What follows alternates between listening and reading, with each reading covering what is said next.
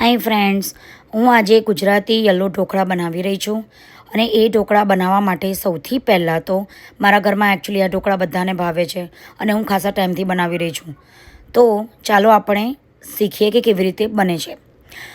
હું એકચ્યુઅલી સૌથી પહેલાં તો 6 કલાક માટે ખીચડીના કોઈ બી ટાઈપના ચીકણા જે ચોખા આવતા હોય તમારી પાસે એની સાથે એટલે 3 કપનો મારો રેશિયો છે. 3 કપ ચોખા અને 1 કપ ચણાની દાળ હું એને 6 કલાક માટે ગરમ પાણીમાં વોશ કરીને સોક કરવા મૂકી દઈશ.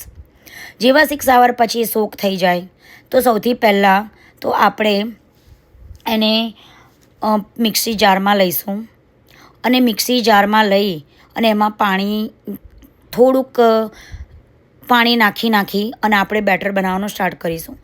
હવે એ બેટર બનાવવા માટે થોડુંક એનું છે ને તમે જોઈ શકો છો કે મેં કેવું ના હાર્ડ એવું ટાઈપનું બેટર બનાવ્યું છે. મને થોડુંક લિક્વિડિશ હોય છે તો એમાં આથો આવે તો બહુ મસ્ત ઢોકળા બને છે, એકદમ સોફ્ટ. એટલે તમે જોઈ શકો છો કે મારું બેટર કેવું છે. પછી આ સ્ટાઇલમાં તમારે બેટર રાખવાનું છે. હવે બેટરને આપણે સૌથી પહેલાં તો જેવું રેડી થઈ જાય એટલે એને છે ને હાથથી મસળીશું, મિક્સ કરીશું.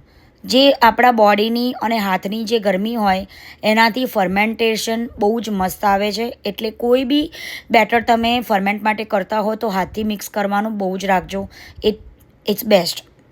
એટલે મેં હવે હાથથી મિક્સ કરી દીધું છે અને હવે હું આને બહાર મૂકી દઈશ ફર્મેન્ટેશન માટે ઓવરનાઇટ.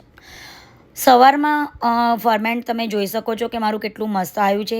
હવે જેવું ફર્મેન્ટેશનમાં થઈ ગયું છે તો હું એને એકવાર મિક્સ કરી લઈશ બેટરને અને પછી મિક્સ થયા પછી હું એમાં ગાર્લિક, જિંજર અને ગ્રીન ચીલી પેસ્ટ નાખી દઈશ. આમાં ગાર્લિકનો ટેસ્ટ બહુ મસ્ત આવે છે આ ઢોકળામાં, તો તમે ટ્રાય કરજો એકવાર. એમાં હું થોડુંક પિંચ ઓફ ટર્મરિક નાખીશ, સોલ્ટ નાખીશ અને બધું એકવાર મિક્સ કરી લઈશ. પછી એને હવે આપણે સ્ટીમ કરવા માટે રેડી છે. તો સ્ટીમ કરવા માટે પહેલાં તો હું એને એક અલગ તપેલીમાં લઈ લઈશ તાકી એને એક પ્લેટ તમારે જેટલી જોઈતી હોય એટલું અલગ અલગ કરવાનું, કારણ કે એમાં તમારે ઈનો નાખવાનો છે. બધામાં તમે જો ઈનો નાખી દેશો તો પછી લાસ્ટ જે બેચ તમે બનાવશો ત્યાં સુધી એનું જે તમારા ઢોકળા નહીં ફૂલે બેઝિકલી. એટલે સૌથી પહેલાં તો તમે એક બેચ કરીને પ્લેટ બનાવજો. હવે મેં એમાં ચમચામાં થોડો ઈનો, થોડું તેલ અને થોડુંક પાણી લીધું છે. હવે એને હું મિક્સ કરી લઈશ અને પછી થાળીમાં એને હું મૂકી દઈશ સ્ટીમ કરવા માટે. હવે હું એમાં સ્ટીમ કરતાં પહેલાં સૌથી પહેલાં તો બેટર ઉપર હું થોડુંક રેડ ચીલી પાવડર નાખીશ. તમે અગર તીખું ના ખાતા હો તો તમે એમાં બ્લેક પેપર બી નાખી શકો છો, નો પાવડર પણ નાખી શકો છો.